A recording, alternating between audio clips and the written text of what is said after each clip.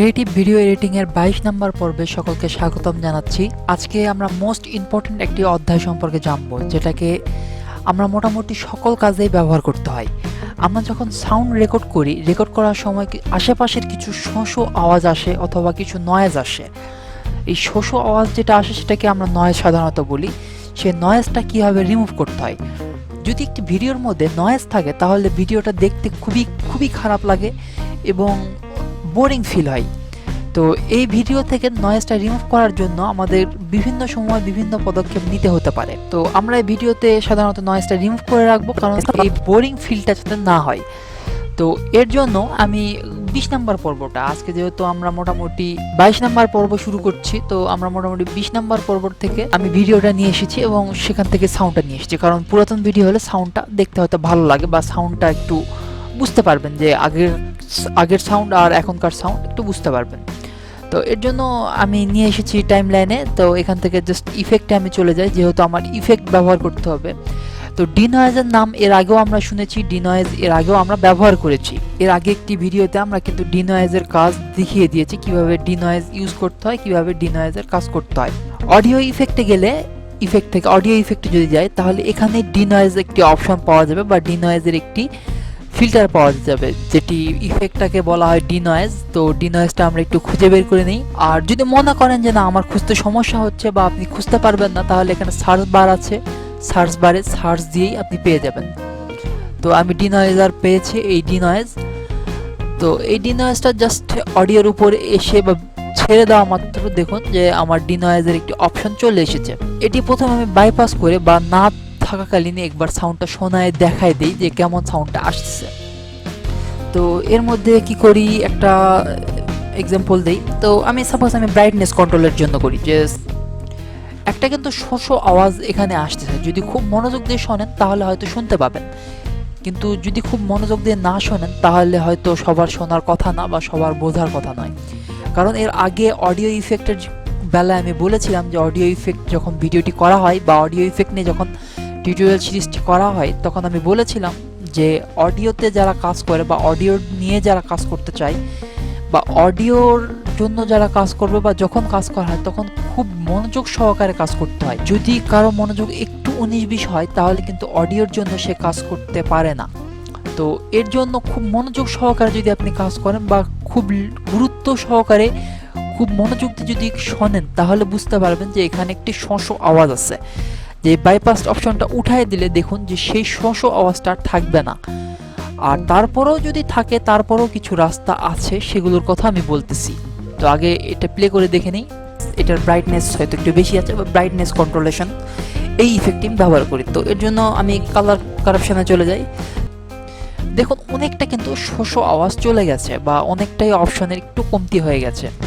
তো যদি তারপরেও কোনো সমস্যা হয় বা মনে করি যে না, এতেও আমার যায়নি, আমার আরও ডিনয়েজ ইফেক্ট প্রয়োজন, তখন এখানে এডিটে আসবেন। এডিটে আসার পর দেখবেন যে কিছু অপশন অবশ্যই পাবেন ডিনয়েজের, অথবা যদি এডিট থেকেও না পান তাহলে দেখুন যে এখানে ডিনয়েজের প্রিসেটের কিছু অপশন রয়েছে, যেখান থেকে প্রিসেট তৈরি করা হয়েছে বা প্রিসেটের কিছু অপশন এখানে রয়েছে।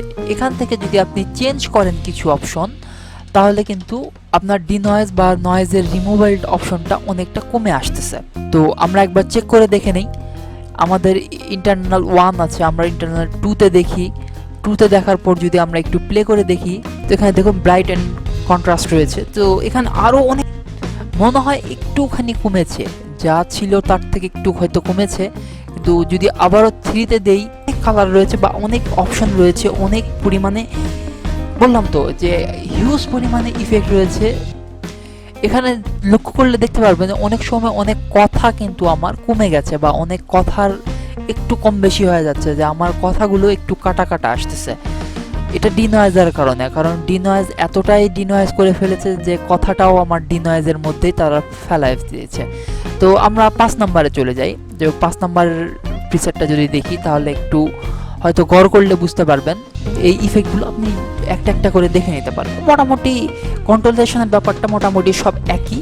তো কন্ট্রোলেশনটা এখানেও দেখবেন যে অনেকটা কিন্তু চেঞ্জ হয়েছে। তো কীরকম চেঞ্জ হচ্ছে, এটাই যদি এডিটে আসেন তাহলে হয়তো আপনার আরেকটু ভালোভাবে দেখতে পাবেন। যে এখন যখন এডিটে আসা হয় তখন দেখুন এই লেখাগুলো বা রেখাগুলো কোন দিকে আছে।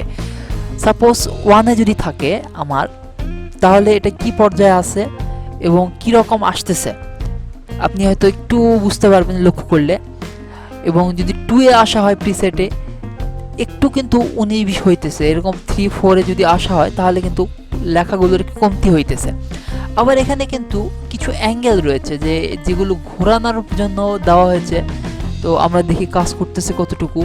তো এখানে মোটামুটি কাজ করতেছে, একেবারে না করা নয়, কাজ করতেছে। তো